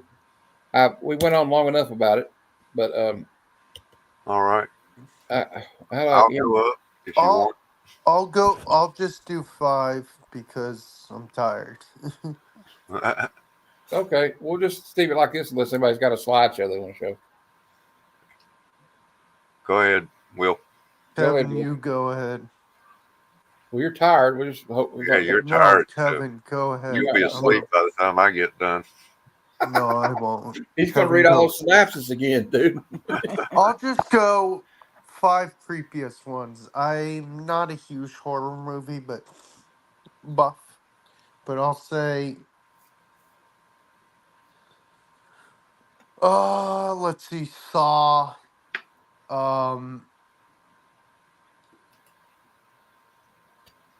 I'm sorry, Nightmare was there.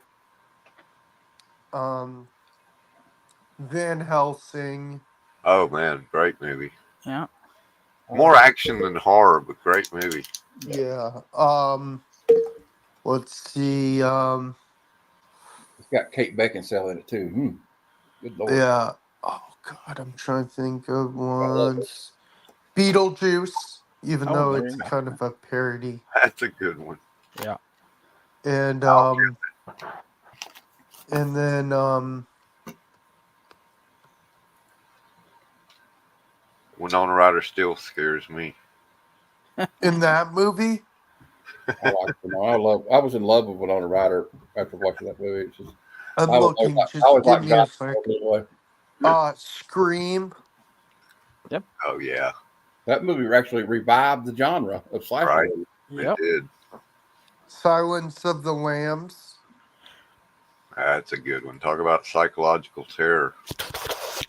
Nightmare was there too. It I'm puts gonna the do motion on the extra. I'll screen. do 10 because I'm It- at 6. I'll just do 10. it's easy to get to 10 on horror movies. Oh wait, Um, was she a big old fat girl? Remember? One sec. Let me finish. Sorry. No, you're good. What's it? Rocky Horror Picture Show. Okay, let's do the time warp again. We're gonna get copyright I stuck didn't again. watch all of these. I'm just naming horror movies. Hellraiser. Oh, That's a good one. Hellraiser was awesome. We have such sights to show you. I got my DVD. Um. Final Destination. Oh, yeah. original was hot. Leatherface. Like I said, I don't watch a lot of horror movies, and I'll go with the not the Exorcist. I'm gonna do another one. No, no, no, no. I'm looking. He's on IMDb right now. Yeah, literally, I am. You're not lying. Horror movies. Psycho, American Psycho. Oh, American Psycho. American Yeah. Psycho. With Fuck yeah. Christian Bale. God, I forget about that movie. That's great. Never listen to that song again the same. Yeah. Hit the B square. Yeah. Yeah, no doubt. Says, what do you got the newspaper, the style section on the floor? You got a dog or something? Yeah. No, I don't, Go Paul. ahead. Kevin, go Right. ahead. Okay. I got a slideshow. Okay. Fun. So- I love slideshows. I do too. Well, my first one is kind of a cheat. We'll call it number 0 because it's not actually a movie. Well, I'm about to put Young Frankenstein on my list, even though it's a comedy. Oh, God, yeah. Man, how could I forget that? That should be on everybody's list. I watch that movie every Halloween. But my first one is an episode of The Sandman. Episode 5. The name of the episode was 24/7. The Netflix series, right? Yep. Yeah. And it features, if I can find the freaking thing, Is that the one with Death? David Thewlis, Dr. D, which would be Dr. Destiny, but they didn't want to tie in all the superheroes. Here we go. Well, they probably couldn't. He has part of Dream's power in that song. John D, played by David Thewlis, takes refuge in a 24-hour diner. And the comic book is, I believe, issue 4 of Sandman. And it's the one that you get hooked with Sandman. You go, holy shit, this is different. He experiments with his stolen artifact in the diner, the Dream Stone. to force patrons and staff to live in an unfiltered world of honesty. Using his powers, he removes the boundaries that typically inhibit people's darkest desires and thoughts, revealing hidden impulses and resentments that lead to a spiral of violence and madness. The episode, hauntingly atmospheric, explores themes of power, morality, and the complexity of truth. It contrasts John's distorted view of honesty as a tool for justice with Dream's deeper understanding of human nature and compassion. This episode is one of the darkest in the Sandman series, showcasing Telis's chilling portrayal of John Dee and pushing boundaries to reveal both the fragility and resilience of the human psyche. And it's a pretty freaking disturbing episode. You know, the character of John Dee was also in Yeah. You hear the Justice League animated series? Right. An episode, a 2-part episode with him in it, John Dee, where he gets in people's dreams and like kills people. Yeah. Yeah, that comic is, pretty iconic too, that particular story. Yeah. Anyway, my number one of the movies, my actual number one, Poltergeist, which we've already talked about. Yeah, we've talked about it a lot. Number two, well, hold on. I got to do the slideshow if I can figure out which button does it. Oh, I got to go back to non-studio. I found a glitch in OBS. Imagine that. Where the heck's the thing at? There it is. Okay. And number two, Nightmare on Elm Street. We've talked about that. Number three. I think it's three. Isn't it? No, number four. Okay. Sandman was zero. Yeah, number three of the movies.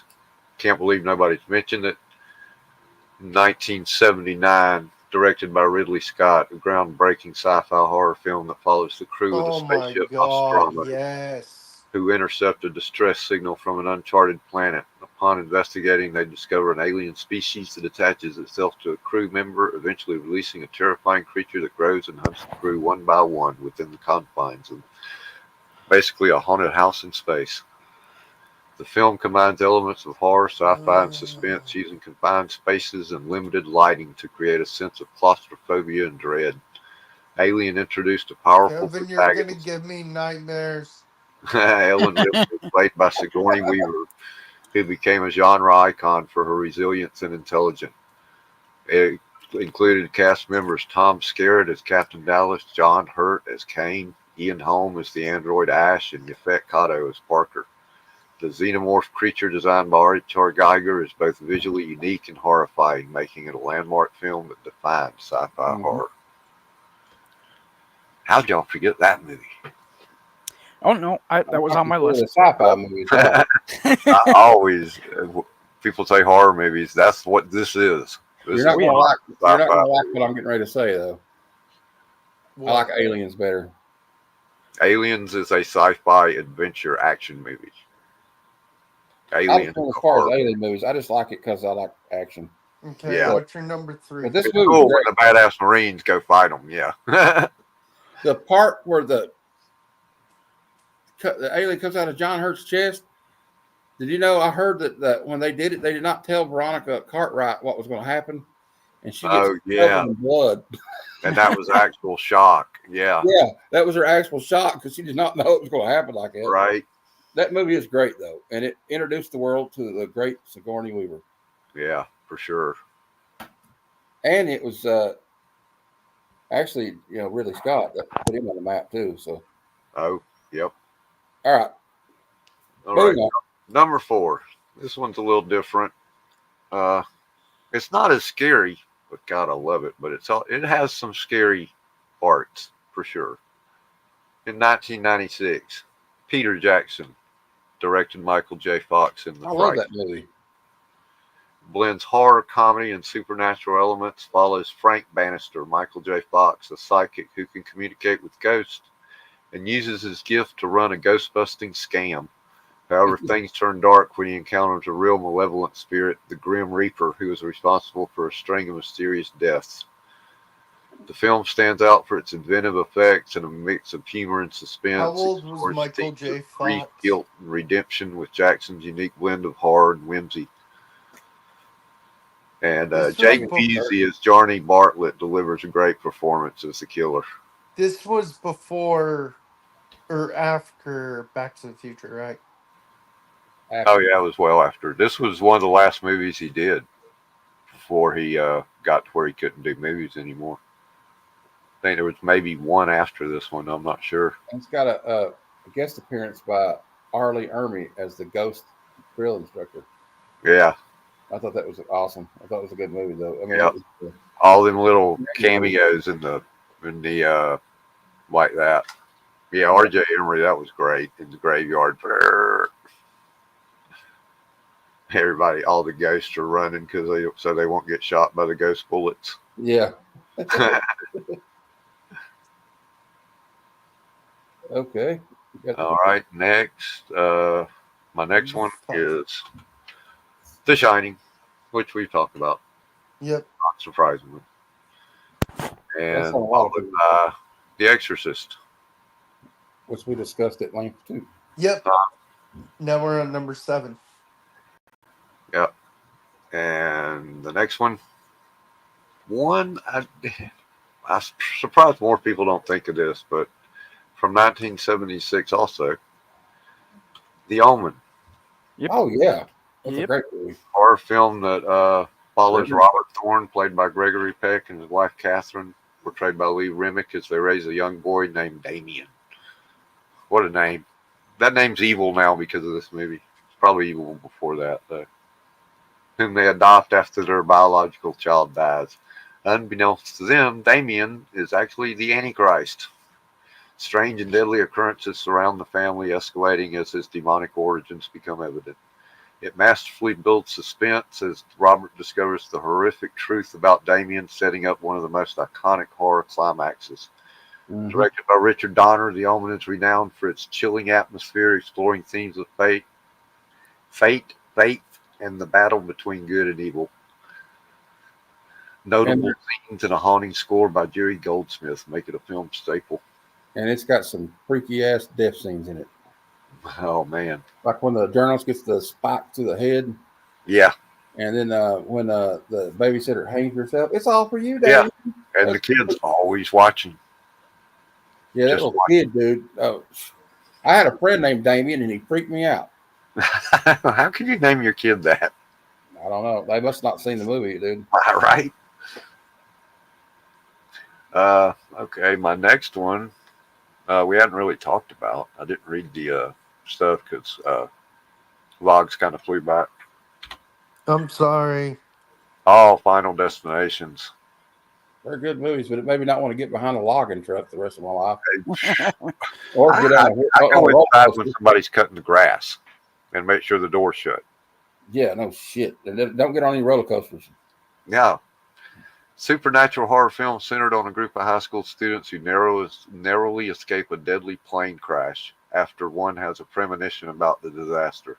They soon realize they can't evade death's plan, and one by one the survivors begin to die in a mysterious, violent way as death catches up to them in the same order they would have died on the plane. Directed by James Wong, it stars Ali Larter, Carl Smith, and Tony Todd as the eerie mortician Bloodworth. Oh, Tony Todd, Candyman. Interesting fun fact: the kid on the poster for on the Final Destination 1 played Stan in the Stan video for Eminem. Ha! Wow. That's a odd match. Yeah, it's a blast from the past, huh? And my next one goes way back. When I was a kid, this came on 17. This would have been before I was probably 8, maybe, when I saw this. Mom and Dad let me watch it. Probably regretted it because I think I cried all night long that night. My mom's regretted a lot of movies I watched. Dracula. I guess they figured being so old it wouldn't scare me that much. They were wrong. Bela Lugosi. Count Dracula, portrayed by Bela Lugosi in his iconic role, travels from Transylvania to England, bringing his sinister presence and vampire curse along with him. He meets and manipulates the local English society, particularly focusing on Mina Stewart, played by Helen Chandler. As Dracula spreads terror, Dr. Van Helsing realizes the Count's true identity and wages a battle to protect Mina and end his reign of terror. Yep. The film's use of there. shadow and silence, directed by Todd Browning, establishes a gothic atmosphere that has made it a cornerstone of horror cinema. It's the one that basically started it all, really. Yeah. And that was number 9. All right. Number 9. Number 10. I also saw this really young. It didn't scare me, but I had to put it on the list just because it's just great. 1948, Abbott and Costello Meet Frankenstein, a classic comedy that combines the iconic duo's humor with the horror elements of Universal Studios' classic monsters. The film follows Bud and Lou, who play freight handlers at a railroad company, as they unwittingly become embroiled in a plot involving some of horror's most famous characters. It kicks off when they are tasked with delivering 2 crates to the McDougal House of Horrors, only to discover that one contains the remains of Dracula, played by Bela Lugosi, and the other contains the Frankenstein monster, portrayed by Glenn Strange. As Dracula seeks to resurrect Frankenstein to create a bride for him, Abbott and Costello find themselves in a series of comic misadventures. It includes Bela Lugosi as Dracula and Lon Chaney Jr. as the Wolfman.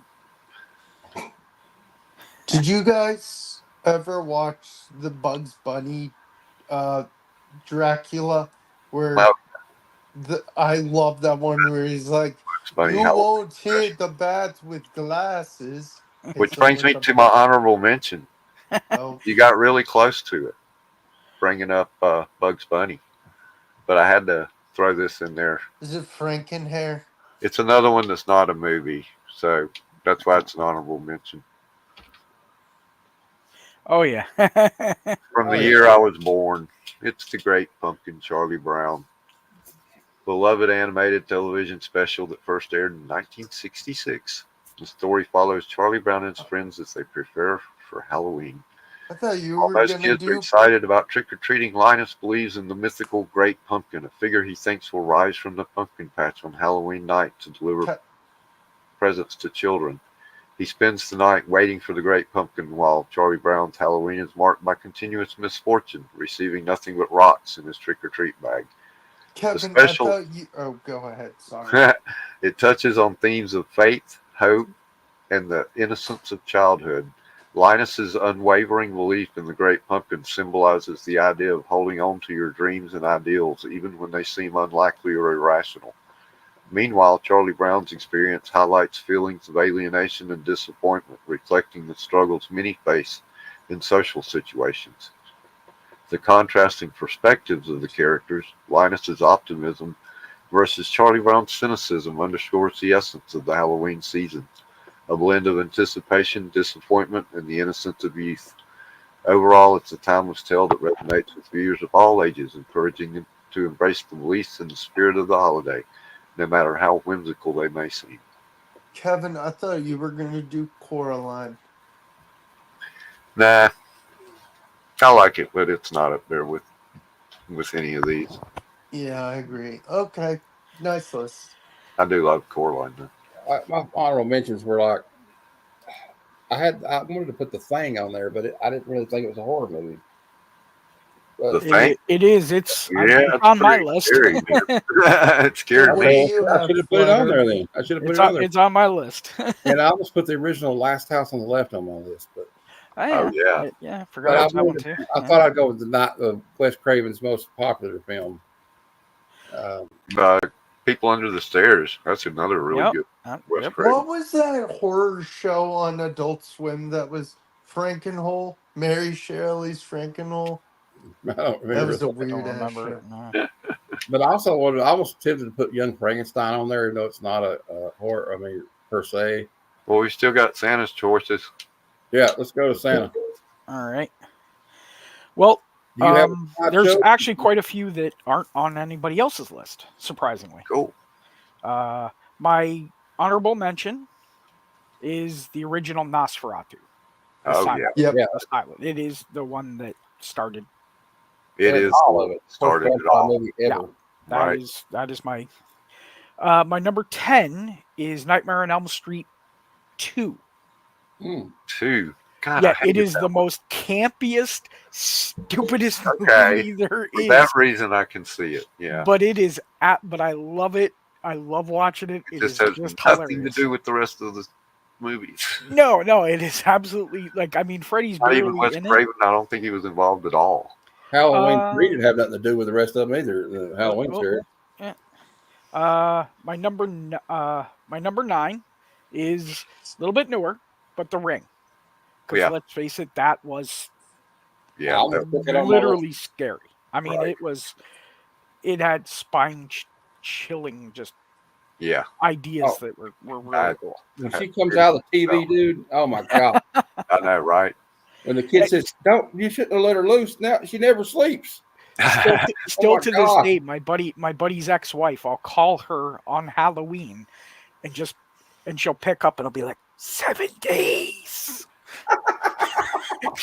She couldn't watch it more than about 10 minutes. She was out. And it still scares her to this day. Yeah, that movie's wild. My number 8 is again. I thought this would be on there. Carrie. Oh yeah. I forgot about that one. Right? That's a great one. And a bunch of Stephen Christine, King movies, Pet Carrie, Cemetery and Pet Sematary. Christine and whatever. But Yeah, a lot of good ones there. yep, my number 7 was The Thing. As I said, Yeah, I considered that a horror movie. love Kurt Russell too. I guess that movie is just so great. Him and Keith David, and I got a theory on the end of it. I think that he knows that Keith David is the thing at the end of it because he got us to just sit here and see. Yeah. And that movie is just so cool. Kurt Russell being a badass for like 2 hours, and the part where their old dude's head gets cut off and it turns to a spider always freaked me out. Right. Yep. Great movie. My number 6 is Halloween, which we talked about. Number 5 was Alien, which again we talked about. My number other than me thought of it. Yeah. My number 4 was Nightmare 3. Yeah. Just because it brought it back to the real Nightmare on Elm Street. Exactly. I love it. Had a just a epic soundtrack with Dokken and Dramarama and just great. All and just the original, like when Nancy's sitting in the or not Nancy, the blonde girl, where she's sitting in class and you see the body bag get dragged all the way out, right, and the head on the TV, and the puppet, just iconic. And I was big into Dungeons and Dragons at the time, so I thought that was just cool as hell that they brought that to it. Lawrence Fishburne plays one of the orderlies in it. Yes, that's right. My number 3 was The Shining. I mean, that one's pretty hard to leave off. Yeah. And again, my number 2, which I was surprised wasn't on anybody's, was Good Old Psycho. I'm surprised no one. Okay, go ahead whenever you do. There's one. Hitchcock. Who's that? No. I just thought that would have been on somebody's. Yeah. I forgot about it. Totally forgot. I thought about it, but it was never one of my favorites. And I thought about The Birds, but. And then, of course, I like Hitchcock, but he doesn't really. What was number 1? Screaming. Nightmare, the original Wes Craven Nightmare on Elm Street. That's my absolute favorite. Yeah, number 1. Yeah. Well, I kind of struggle with some of the ones I was going to put on there. Like, I wish I hadn't put Texas Chainsaw Massacre on mine. To be honest with you, I'm surprised no one put The Hills Have Eyes. Yep. Yeah, that was good. Or Silent Hill. I didn't like Silent Hill. Silent Hill was it was supposed to be based on the game. It was just not good. You know what else I left off? Return of the Living Dead and Night of the Living Dead. Oh yeah, I had that. The original. I didn't even think about them, but yeah, the original George Romero. Yeah. And Boggs put Hellraiser on there, and I forgot it. I totally. Oh man, right? Another good one. There's just not enough room in the top 10 for. Yeah, I No, also struggle with a couple. Like I didn't know that they were horror or not. Like There needs to be 100 top 10. Serpent and the Rainbow. I don't really think it was horror. I didn't know if it was horror or just psychological. I don't know if that's horror so much as Yeah, here's one I was gonna put on, and I was debating whether it was actually horror or not. Is Jaws? yeah Yeah. counts as horror. I'm pretty So sure. I mean, Kinda like does. that was one of my favorites. I always said, it never really scared me because I don't live near the ocean. I don't You know ever go what? to the ocean. I forgot The Ring because that movie really messed with me when it came out. Yeah. Well, as I said, I thought a lot of mine were going to be taken, or at least by not by every book, like a few by each individual person, and there'd be Conjuring, probably I about would put 4 on or there, 5 too. that are There's on just everyone. so many good ones. The I mean, 30 Conjuring. Days a Night. I Yes, didn't think of that till Oh, yeah. just now. I love Yeah. that movie. Why didn't nobody put Twilight on the list? Or, what is it? Yeah. 28 Days Later. Yeah, oh yeah, yeah. Fast Zombies. Shaun of the Dead. yeah. You got red on you. He says, "Hey, there's a girl in your garden." Another good What TV one, about- of course, is What Walking about Dead. goddamn Zombieland? Oh, yeah. How about Oh my that? God, you're Bill One of my freaking favorites. Murray. And they filmed part of that in Georgia down here at the Wild Kingdom in Valdosta. The theme park scenes were all shot in Georgia. Yeah. Oh my God. Oh. Oh, you know what else I forgot to put on the list? I could have used American Werewolf in London. Oh my Yep. God. Oh, yeah. Wow. That movie saw Oh. Stan Winston. Great one. Speaking of the great Stan Winston doing the effects. Oh, that was Real I effects. love that movie. Not CGI, but real effects. And the first Howling movie was pretty dope. Oh, excuse me. Do you What remember a was that one? comedy movie in the 80s? I think it had Jeff Goldblum in it. It was called and Ed The Baker Fly? Jr. No, it was called Saturday the 13th. Oh, yeah. Saturday the 14th. Saturday the 14th. Yeah, Parody of Friday the 13th. that movie's hilarious. Yeah. Did you That guys was ever a watch? pretty scary movie. Did you guys ever watch? I watched it once. I was like, okay, this is decent. I watched it again. I'm like, wow, this actually was Was Stan Helsing. Oh yeah. Yeah. Have you ever seen Tucker and Dale versus Evil? or Yeah, something? I was just thinking that when he said that. Or what was the one with Simon Pegg and It's Shaun of the Dead. Shaun of the Shaun Dead. of the Dead? Yeah. I love that movie. Yeah. There was 2 movies I was gonna add. The first, just because no one had, I guarantee, has ever heard of it, and probably never seen it. It's maybe the worst movie I have ever seen, and it just happens to be a horror movie. It's called "Children Shouldn't Play with Dead Things."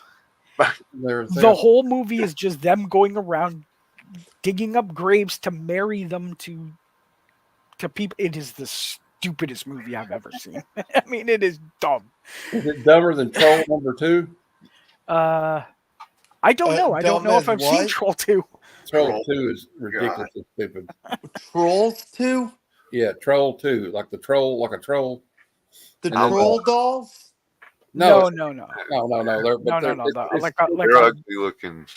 it's mean. basically it's just as absurd as that. it is just I've never It's heard just of it. hard to watch. First Troll. Ooh. I had chewed on a little piece of paper like a few hours before I watched it. So Oh yeah, that was really not a state of not a mind good idea. to watch that movie. Like the time I did that before I watched Apocalypse Now. Oh, Yeah, that one's. I bet that was intense. Yeah. Oh, Also, when we talk about cheesy ones like Leprechaun, oh my god. Wow. Yeah. And then Gremlin. nobody put Child's Play on the list. Oh, Yeah, true. Chucky. I was never a fan of Chucky though, so I wouldn't make my Man, top I didn't like they kind of I don't know, they kind of jumped the shark at their bride of Chucky. 10. Oh, for sure. Again, it's. I had 3 nightmares just because, That's I love that series. It is. I mean, I think I went as Freddy Krueger for Halloween like 5 I years. probably would have cheated and just made the whole series as number 1. Yeah, well, you could have done that. You did. There was some bad ones. That's true. The last Oh, one, man. Freddy Dead, was kind of lame. Yeah. And I almost, like some of the ones Yeah, I would go with the we could do a first long one. list of bad horror movies, But actually, one that's kind of campy, but it's actually so weird. It's kind of good. Is a Sleepaway Camp. Oh yeah. I never saw that. You never saw it coming at the end of it. I won't blow it for you, but if you need to watch it, because the ending is worth the whole movie. And then you remember a movie called April Fools where it was like all a joke? I like that movie a lot. But and then there's all kinds of weird ones like The Fog. And you remember Prom Night with Jamie Lee Curtis? Prom Night. Yeah. I remember the cheesy ones, like there was in the 80s, they had a lot of weird ones, like the Chopping Mall instead of Shopping Mall. And then there was one, the Silent Night, Deadly Night was kind of freaky. But we could get into I almost put Friday 13th Final Chapter on my list because I like that movie a lot. But somebody forgot Chud. Oh yeah, Chud. That movie's crazy. And nobody put the Reanimator on the list. Oh yeah, wow. Have you ever seen what was the movie with James Woods and Debbie Harry, Videodrome, or something like that was the name of it? I don't know if I've seen that. It's a David Cronenberg film. Huh. It's wild. And then another one, if I was going to name some Stephen King movies, Silver Bullet I thought was cool. And Cat People, was that the name of it? The hell? It was David Bowie wrote a song for the movie. It's called Putting Out Fires with Gasoline. Anyway, I think it's called that. Is it called Sleepwalker or something? And then has anybody ever seen I thought this was a good movie. It had Jason Lee was in it. And it's a Stephen King book. It's called Dreamcatcher. Okay. I know what a physical dream catcher is. Well, they're in this one. They got there was some kid they were friends with, and he's was psychic or something. And he dies, but they're haunted by a spirit. They go to this cabin to reminisce about their friend or something. And then all this army quarantine stuff goes on. They're stuck in the middle of this. Also, what was the movie where the fog was killing people? The Mist. The Mist. Yeah. Do you guys believe dream catchers actually work? No. No. I don't either. I think it's just, I don't know. Superstition. Superstitious. It's like throwing salt over your crystals and stuff like that. Like they used to say, roll up your pants leg if the black cat crosses your path or something. Yeah. What was the one? I can't remember the name. It was Christopher Walken, or Christopher Walken was the main character, and it was a Stephen King movie. The Dead Zone. The Dead Zone. That's it. Yeah. That movie's awesome. I love that movie. That's the problem is there's so many good Stephen King movies that I could have got. The original It, for TV. With talking about Rocky Horror. You had Tim Curry in it. He played Pennywise. That was crazy. Oh yeah. It's sad what's happened to him. He had a stroke, can't even walk. Yeah. The great Tim Curry was in Legend too. I love that movie. Legend. Yeah. Actually, there was a TV show recently that they did. It was part of sort of the Stephen King universe. And the guy that does he co-hosts with Kevin Smith on his podcast. Oh yeah, Mark Bernhardt. Mark Bernhardt. Yeah, he wrote it. I can't remember what it was called. He's good. I like all of the stuff he works on. They did a Hollywood Babylon show, I think, right?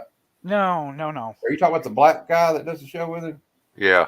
Yeah. Him. Fat Man Beyond. He's a writer. Fat Man Beyond. Yeah. But I was saying that he wrote this. It was with. What do you call it? Was in it too. That played it. The new one. The Danish guy. Yeah. He was in it. Oh, okay. And I can't remember the name of the show, and it was really good. Do y'all consider The Crow a horror movie? Yes. Yeah. I forgot that one too. That movie's great. The first one, not the new ones. Actually, I just watched that 2 weeks ago. Good? No, I'm talking the original. I watched the original 2 weeks ago. Didn't Brandon Lee die on set? Yeah, Yep. the guy that played Fun Boy shot him on Yeah, it. he got He kind of quit like what acting. happened with dude that might go to jail.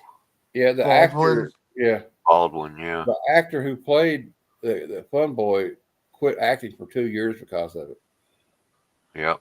It was so traumatic because what happened was they fire those blanks that have a little projectile, but it gets stuck in the barrel, and nobody cleared the barrel the last time they used it. Yeah.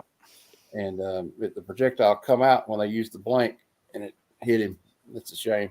Yeah. Well, I think he had a good career ahead of him. he did. Actually, a lot of people say he actually helped them with their career. Yeah. Yeah, He was good. a good actor. It's got a good cast too. It's There you go. well, you can go, man. If you don't want, you don't have to. No, I'm good. Kind of like you're about. Yeah, you ready sound like you're about to like pass out. Yeah, I'm good. to- I'm good. I can't remember the actor's name that plays the bad guy in that movie, the main bad guy. Was that guy? Oh he, yeah. He was in The Doors. He's got that raspy voice. He was in the Robin Hood, Prince of Thieves. That guy was always a great bad guy. And I don't think he gets. And the guy that played T-Bird, who was in Commando and the Warriors. Yep. Yeah. He was a good character actor. There's some good character actors. If they had a good cast, Ernie Hudson's great in it. I just loved it. That's one of my Fire it up. movies. Fire it up. Fire it up. You know that Lake Erie caught on fire one time because of all the shit floating around it. Yeah. I like the part too where he's like, where he runs away. He goes, the guy shows up like a mime from hell, and this is at least he didn't do that walking against the wind shit. I hate that shit. And then there's the part where the guy, I guess one of my favorite parts is the part where he breaks in the pawn shop and stabs that guy right. That's what he says. Tell him Eric Draven says. I just love that movie. I could go on about that one all night. And remember that was sort of the comeback for Eddie Hudson or Ernie Hudson. Yeah. After Ghostbusters, he really didn't do too much. After it, but he's been one of them guys that's always been a consistent actor. Though you always see him, maybe not in something you remember, but like. Yep. And I know it's probably not a horror film, but Ghostbusters. I remember going to my mom to see that movie, and I know it's not, but I just love that. It's a good Halloween movie, though. Yeah, I just love that movie so much. But I think everybody loves that movie though. Yeah, Ghostbusters 2 so much, but I liked it because my favorite part of Ghostbusters 2 is like only a Carpathian will come back and pick New York City. Yeah, right.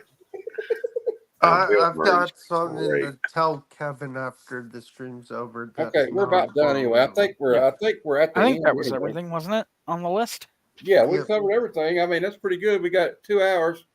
I got 1 hour left, but it starts over on the 29th. So before I go, everyone, and I'd like to thank whoever was watching for watching.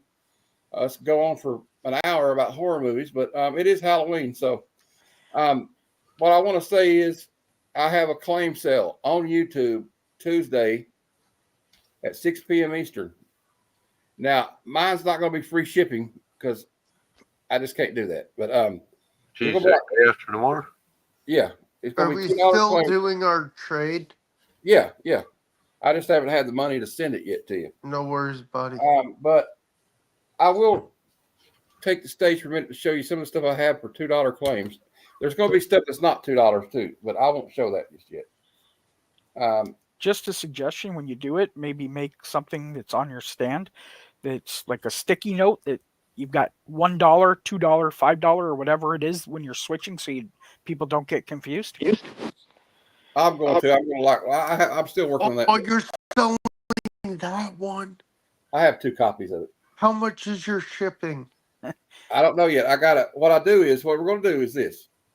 I have a postage scale, and I'm going to send everybody the information after they pick it up, after they send me an email or whatever, and I'll say, well, it's going to be this much to ship it. But these are all going to be $2. So Matt, can you hold that for me? Well, that one. Yeah. That one? Yes. You don't have to. You can do the claim, and then when you do the bundle at the end, you just I'm not able to. I probably won't be able to make the show. It'll. Well, I'm just saying. Well, yeah, but I'm saying for everyone else, you Oh. can do the shipping, and then they pay the shipping through Whatnot, right? You just know how much it's going to weigh. You weigh it right before, cool. and you do it when you check them out. Oh, you're gonna be doing it on Whatnot? No, YouTube. Oh, I thought. Oh, sorry. I'm sorry. I thought you said Whatnot. No. Avoid And this one's not going to be $2. This one's going to be $20. But I mean, it's the first Hellcat. So then we got some more that are going to be $2, like this one. First Prismatic. Oh, yeah. Yep. And just stuff like this will be $1. Like these are probably $1. But we got stuff like that. I mean, I'm just going to show a couple of things. But the ones that aren't $1 are. I'll clarify when I'll have stickers on them when it happens. You know. These are $1 or they aren't? No, these are going to be different prices. This will be $20 for this one.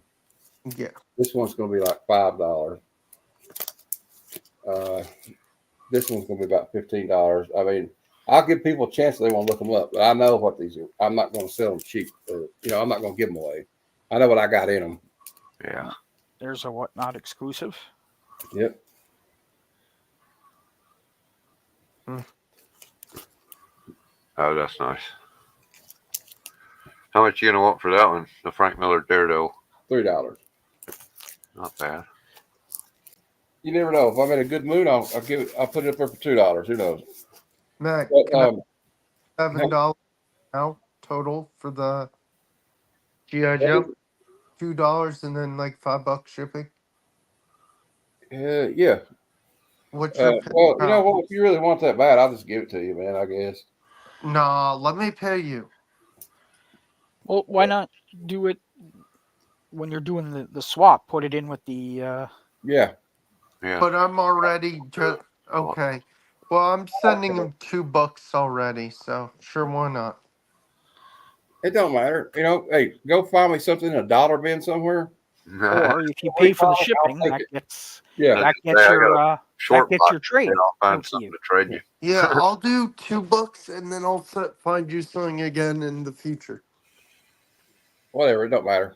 I like giving stuff to my friends and stuff anyway. I appreciate that. Yeah. When I can, I just sometimes I can't do it, but yeah, no, I know what you mean. But then I love that. I got some good stuff on there. Like we're going to be selling the Red Room books for $3 each. Pisker. It's Eddie P, and we got pretty cool stuff. Didn't he pass away because I was at Heroes Con? They did a thing for him last year. Yep. Pisker. Yeah. Yep. You still can't get me to believe that they didn't have what happened to what they did to him. Push him over the edge. They ruined his career. Over innuendo, but I don't want to get on a soapbox tonight about it. But, yep. I mean, it's a fact, though. I mean, let's just be honest about it. And I knew it was going to happen eventually to somebody. Matt, you have my address, right? No, you didn't send it to me. If I did, I forgot to write it down. I had to write it down on a piece of paper. I'm just bad at remembering stuff. You guys flat. Yeah, no, you're good. I'll send it to you. And I kind of talk too much, so maybe I should just cover my mouth. But I've been doing a lot of reading. I don't know. I think it's time to wrap it up, though. So sure. Yeah. We'll talk backstage. Until next time, true believers. Excelsior. Excelsior. And